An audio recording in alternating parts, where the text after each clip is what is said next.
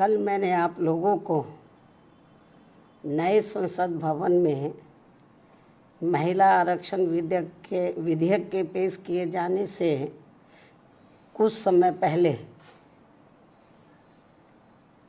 इस आने वाले विधेयक के संबंध में संभावनाओं के आधार पर जो कुछ भी संदेह जताते हुए कहा था, तो वे काफ़ी कुछ इस बिल के पेश किए जाने के बाद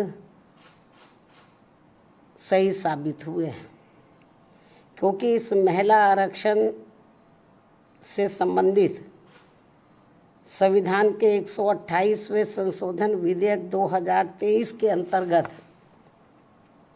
देश में लोकसभा व राज्य विधानसभाओं में भी 33% महिलाओं को आरक्षण दिए जाने के कुछ प्रावधान इसमें इस प्रकार से बनाए गए हैं, जिसके तहत अगले काफ़ी वर्षों तक, अर्थात लगभग 15-16 वर्षों तक, यानी कि कई चुनाव तक देश की महिलाओं को ये आरक्षण प्राप्त नहीं हो पाएगा। और इस विधेयक में ऐसे जो प्रावधान रखे गए हैं, तो उनका मैं यहाँ उल्लेख करना बहुत ज़रूरी समझती हूँ। और इस संशोधन विधेयक के तहत इस महिला आरक्षण विधेयक के पास होने के बाद पहले पूरे देश में जनगणना कराई जाएगी। जब ये बिल पास हो जाएगा हाउस में, पार्लियामेंट में, तो पास होने के बाद पहले पूरे देश में जनगणना कराई जाएगी। पास तो हो जाएगा ये, लेकिन तुरंत लागू नहीं होगा। और पास होने के बाद पहले पूरे देश में जनगणना कराई जाएगी। और जब ये जनगणना पूरी हो जाएगी, तो तब उसके पश्चात ही पूरे देश में लोकसभा तथा राज्य विधानसभाओं का परिसीमन पुनः कराया जाएगा। इसके बाद फिर परिसीमन होगा, सीटों का कराया जाएगा। और उसके बाद ही तब ये महिला आरक्षण संबंधी संशोधन विधेयक लागू होगा। और ये बात भी किसी से छिपी नहीं है कि देश भर में नए सिरे से जनगणना कराने में अनेकों वर्ष लग जाते हैं। पिछली जनगणना सन 2011 में प्रकाशित हुई थी, जिसके पश्चात आज तक पुनः जनगणना नहीं हो सकी है। ऐसी स्थिति में संविधान संशोधन के तहत इस नई जनगणना में, जिसमें अनेकों वर्ष लग जाएंगे, तो तब फिर उसके बाद ही पूरे देश में परिसीमन का कार्य शुरू किया जाएगा, जिसमें भी अनेकों वर्ष लग जाएंगे। और इस परिसीमन के पश्चात ही तब फिर ये महिला आरक्षण विधेयक लागू होगा। जबकि 128वें संशोधन विधेयक की सीमा ही 15 वर्ष रखी गई है।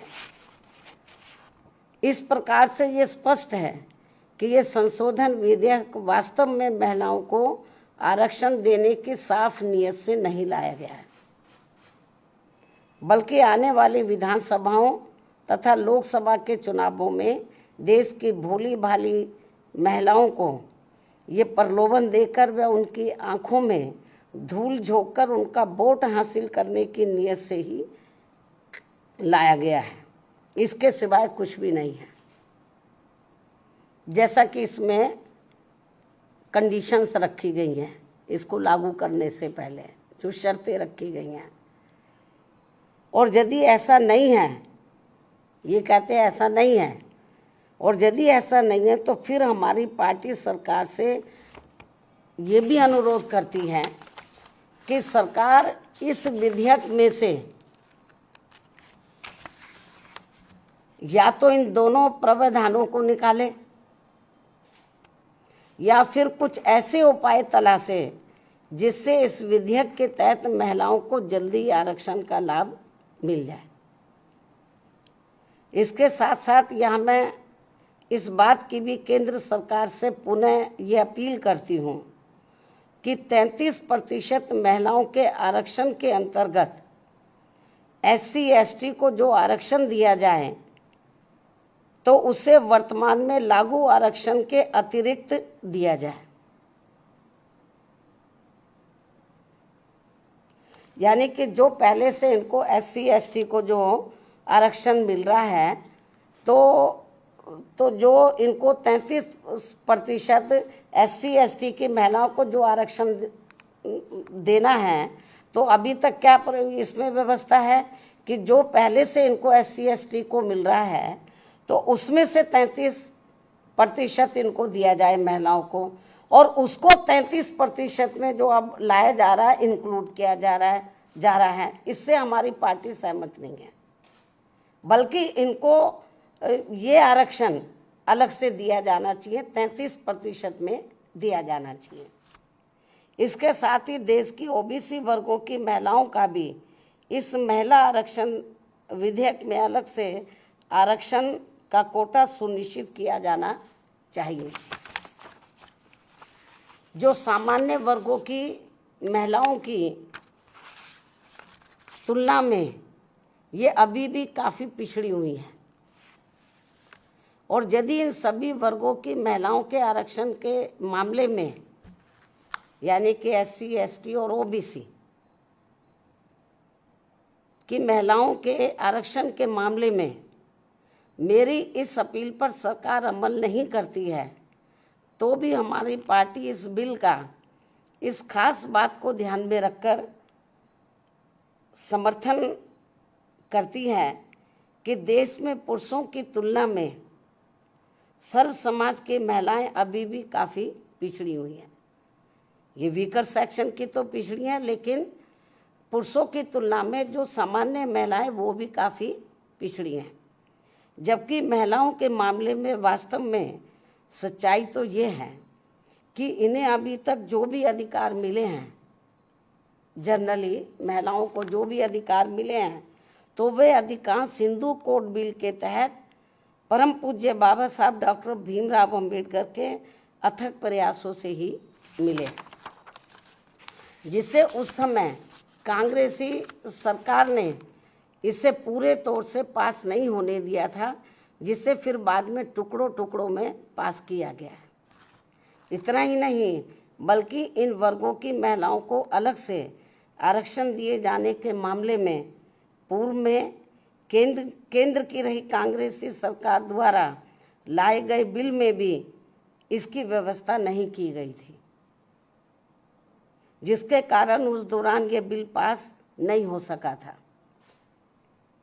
लेकिन अपने राजनीतिक लाभ के लिए अब इस पार्टी के भी नेता, यानी कि कांग्रेस पार्टी के भी नेता, इन वर्गों की महिलाओं को अलग से आरक्षण दिए जाने की बात कर रहे हैं, वकालत कर रहे हैं।